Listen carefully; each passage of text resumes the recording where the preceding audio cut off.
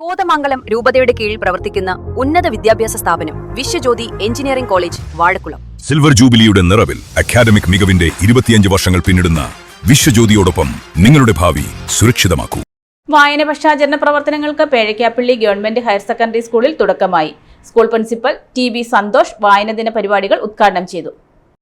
June 19 മുതൽ July 7 വരെ നടക്കുന്ന വായനാ പക്ഷാചരണത്തിന്റെ ഭാഗമായി പേഴയ്ക്കാപ്പള്ളി ഗവൺമെന്റ് ഹയർ സെക്കൻഡറി സ്കൂളിൽ വിപുലമായ വായനാ പ്രവർത്തനങ്ങൾക്ക് തുടക്കമായി. School principal T B. സന്തോഷ് വായനാദിന പരിപാടികൾ ഉദ്ഘാടനം ചെയ്തു.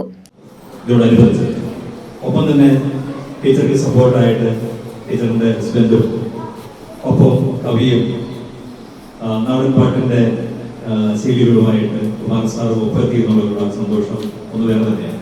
വളരെയധികം അർത്ഥവത്താക്കാൻ വേണ്ടി ഏറ്റവും സാധ്യമായി എന്നുള്ളതിലുള്ള സന്തോഷം മനസ്സിനെ അറിയിച്ചുകൊള്ളുന്നു. അധ്യാപികയും എഴുത്തുകാരിയുമായ CN കുഞ്ഞുമോൾ കവിതയുടെ രസം എന്ന വിഷയത്തിലും നാടൻപാട്ട് കലാകാരനായ കുമാർ കെ മുടവൂർ നാടൻപാട്ടിന്റെ താളം എന്ന വിഷയത്തിലും കുട്ടികൾക്കായി ക്ലാസുകൾ നയിച്ചു.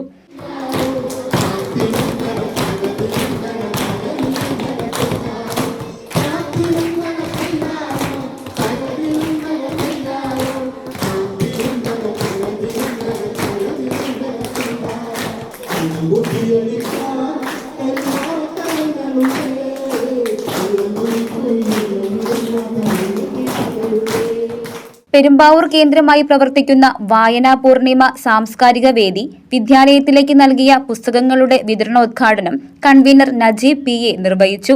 HM ഇൻചാർജ് റഹ്മത്ത് PM അധ്യക്ഷത വഹിച്ച യോഗത്തിൽ അധ്യാപികയും സ്കൂൾ ലൈബ്രറി കോർഡിനേറ്ററുമായ സബിത PE വായനാദിന സന്ദേശം നൽകി.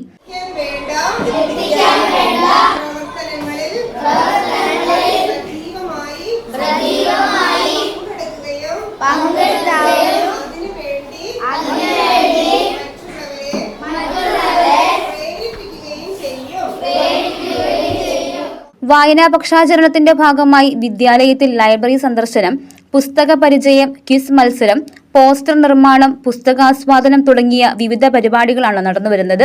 അധ്യാപകരായ ശ്രീലക്ഷ്മി NR, ജ്യോതി K. ഭാസ്കർ, KM നൌഫൽ, ആശ OS എന്നിവർ പ്രസംഗിച്ചു.